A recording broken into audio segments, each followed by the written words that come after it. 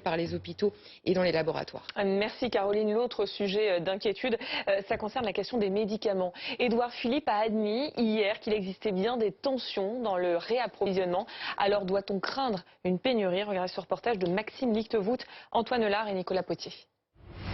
C'est un constat qui préoccupe les hôpitaux.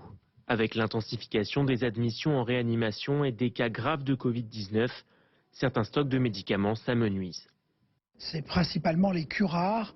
Les curares sont des médicaments qui sont associés aux anesthésiques généraux pour permettre de bien relâcher les muscles du patient et de faire en sorte que la respiration artificielle soit entre guillemets la plus douce possible. À l'hôpital Rothschild, Chloé Dupont, pharmacienne et chef de service, connaît ses stocks par cœur. Ici, nous avons notre principal hypnotique utilisé. C'est le seul stock qui nous reste et qui va nous tenir à peu près 48-72 heures maximum de stock. La consommation de certains médicaments aux molécules a parfois triplé, une situation qu'elle n'avait presque jamais connue auparavant.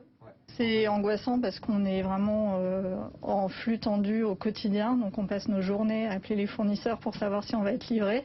Et on veut que nos réanimateurs puissent avoir de quoi traiter leurs patients. Dans les étages, cette unité de soins a été reconvertie en unité de réanimation.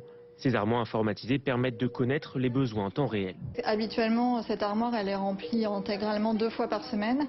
Et là, depuis une semaine, on la remplit tous les jours.